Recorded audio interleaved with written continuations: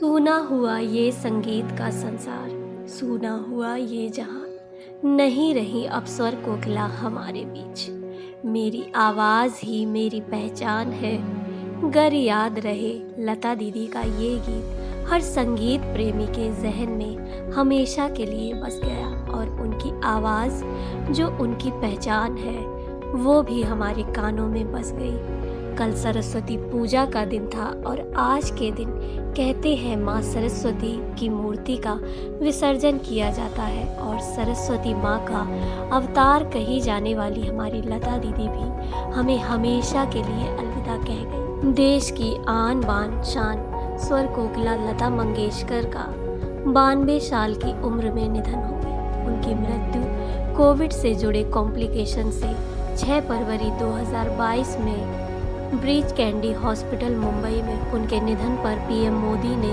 व राष्ट्रपति के अलावा देश दुनिया भर से लोगों के शोक संदेश ट्विटर एवं अन्य सोशल मीडिया साइट पर लगातार आ रहे हैं। आपको बता दें कि लता मंगेशकर पिछले 29 दिनों से मुंबई के ब्रीच कैंडी अस्पताल में भर्ती थी और लगातार उनका इलाज चल रहा था। उनकी बहन उषा मंगेशकर ने इस खबर की जानकारी दी। इससे पहले उन्हें शनिवार को तबीयत बिगड़ने के कारण वेंटिलेटर पर शिफ्ट किया गया था। यहाँ आपको बता दें कि मीडिया सूत्रों से यह भी खबर आ रही है कि उन्हें कई साल पहले भी स्लो पॉइजन दिया जा रहा था। एक दिन अचानक हुई उल्टी से हुआ था खुलासा। लता मंगेशकर की जिंदगी में एक समय ऐसा भी आया था जब हमेशा के लिए उनकी आवाज़ बंद करने और उन्हें मारने की कोशिश की जा रही थी। लता मंगेशकर ने अपनी ज़िंदगी का ज़्यादा समय सिंगिंग स्टूडियो और गाने गाते हुए बिताया। उनके कैरियर से जुड़े कई किस्से मशहूर हैं तो कई आज भी लोगों को पता नहीं है। ऐसे ही किस्से के बारे में आज हम आपको बताने जा रहे हैं जब लता मंगेशकर को स्लो पॉइजन दिया जा रहा था। इसका खुलासा उस वक्त डॉक्टर ने किया जब एक गाने की रिकॉर्डिंग से पहले उनकी तबीयत अचानक खराब हो गई। लता मंगेशकर तब महज 32-33 साल की रही होंगी जब उनकी रुमानी आवाज़ को हमेशा के लिए ख़त्म करने का प्लान बनाया गया था। ये वो समय था जब लता मंगेशकर करियर की सीढ़ियाँ चढ़ना शुरू हुई थी। एक दिन ऐसा हुआ कि उनके पेट में तेज़ दर्द उठा, थोड़ी देर में उल्टियाँ होने लगी। डॉक्टरों का खुलासा उनकी बिगड़ती हालत को देखकर फ़ौरन डॉक्टर को बुलाया गया। इसके बाद डॉक्टरों ने बताया कि उन्हें स्लो पॉइजन दिया जा रहा था।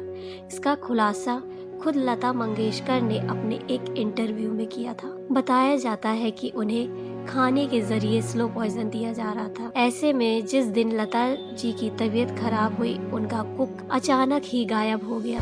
इतना ही नहीं, उनके कुक ने अपना वेतन तक नहीं लिया और फरार हो गया। इस घटना के बाद लता जी की छोटी बहन उषा मंगेशकर ने रसोई की कमान अपने हाथों में ले ली। बिस्तर पर गुजरे 3 महीने इस स्लो पॉइजन से लता मंगेशकर की तबीयत बेहद खराब हो गई और उन्हें रिकवर करने में करीब 3 महीने का लंबा समय लग गया था। लता मंगेशकर करीब 3 महीने तक बिस्तर से नहीं उठ पा रही थी। पारिवारिक डॉक्टर ही उनका ख्याल रखते थे। दिलचस्प बात ये थी कि लता मंगेशकर उस शख्स का नाम भी जानती थी जिसने उन्हें ये स्लो पॉइजन देकर मारने की कोशिश, लेकिन सबूतों के अभाव में उन्होंने ना तो उस शख्स का नाम बताया और ना ही उसके खिलाफ कभी कोई एक्शन लिया। हालांकि अपनी सुरक्षा को बढ़ाते हुए वो पहले से कई गुना सतर्क हो गई। फिलहाल उन्हें हाल ही में कोरोना और निमोनिया से संक्रमित होने के बाद लता मंगेशकर को बीती 8 जनवरी को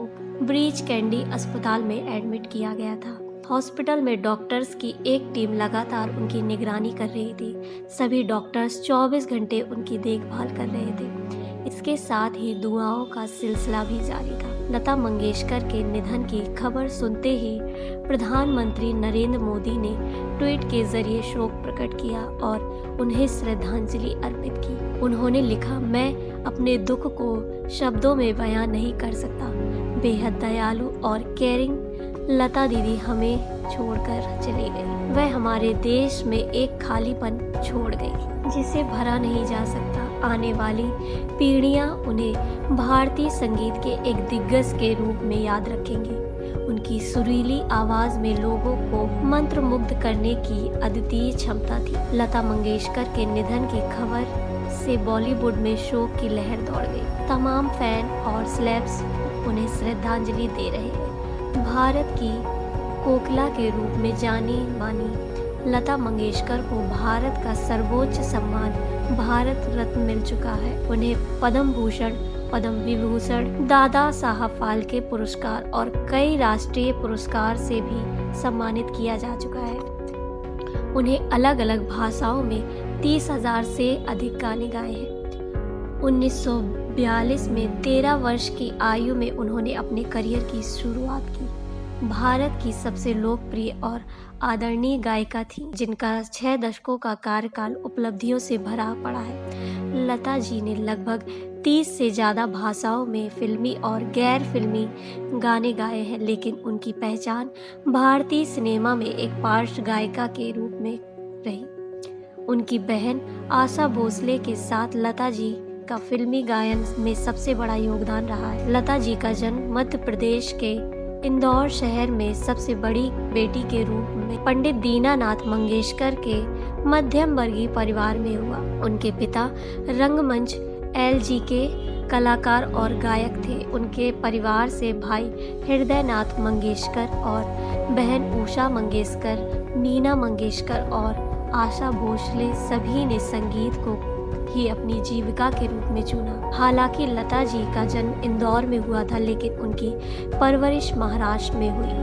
वह बचपन से ही गायिका बनना चाहती थी। बचपन से कुंदन लाल सहगल की एक फिल्म चंडीदास देखकर उन्होंने कहा था कि वो बड़ी होकर सहगल से शादी करेंगी। पहली बार लता जी ने बंसल जोंगलेकर द्वारा निर्देशित एक फिल्म कीर्ति हंसाल के लिए गाया। उनके पिता नहीं चाहते थे कि लता फिल्मों के लिए गाने गाए, इसलिए इस गाने को फिल्म से निकलवा दिया गया। लेकिन उनकी प्रतिभा से बंसल जोंगलेकर काफी प्रभावित हुए। पिता की मृत्यु के बाद जब लता जी सिर्फ 13 साल की थी, लता जी को पैसों की किल्लत झेलनी पड़ी और काफी संघर्ष करना पड़ा। उन्हें अभिनय बहुत पसंद नहीं था, लेकिन पिता की अचानक मृत्यु की वजह से पैसों के लिए उन्हें कुछ हिंदी और मराठी फिल्मों में काम करना पड़ा अभिनेत्री के रूप में। उनकी पहली फिल्म पाहिली मंगला गौर 1942 रही, जिससे उन्हें स्नेह प्रभा प्रधान की छोटी बहन की भूमिका निभाई। बाद में उन्होंने कई फिल्म में अभिनय किया, जिसमें माझे बाल, चिमू कला संसार जो कि 1943, गौ भाव 1944, बड़ी माँ 1945,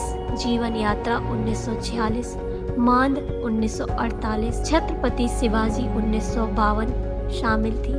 बड़ी माँ में लता जी ने नूरजहां के साथ अभिनय किया था और उनकी छोटी बहन की भूमिका निभाई थी। उन्होंने खुद की भूमिका के लिए गाने भी गाए और आशा के लिए पार्श्व गायन किया। 1949 में लता जी को एक ऐसा मौका फिल्म महल के आएगा आने वाले गीत से मिला। इस गीत को उस समय की सबसे खूबसूरत और चर्चित अभिनेत्री मधुबाला पर फिल्माया गया था। यह फिल्म अत्यंत सफल रही और लता तथा मधुबाला दोनों के लिए बहुत शुभ साबित हुई। इसके बाद लता जी ने कभी पीछे मुड़कर नहीं देखा। लता मंगेशकर ने 1980 के बाद से फिल्मों में गाना कम कर दिया और स्टेज शो पर अधिक ध्यान देने लगी। उन्हें देश के सर्वोच्च सम्मान से नवाजा जा चुका है। लता जी का इस तरह से जाना देश दुनिया हम सभी के लिए बड़े दुख की बात है। शायद ही अब कोई भी उनकी कमी को पूर्ण कर सके। द वायरल खबर भी उनके निधन पर उन्हें श्रद्धांजलि अर्पण करता है और ईश्वर से प्रार्थना करता है कि उन्हें अपने चरणों पर स्थान दे।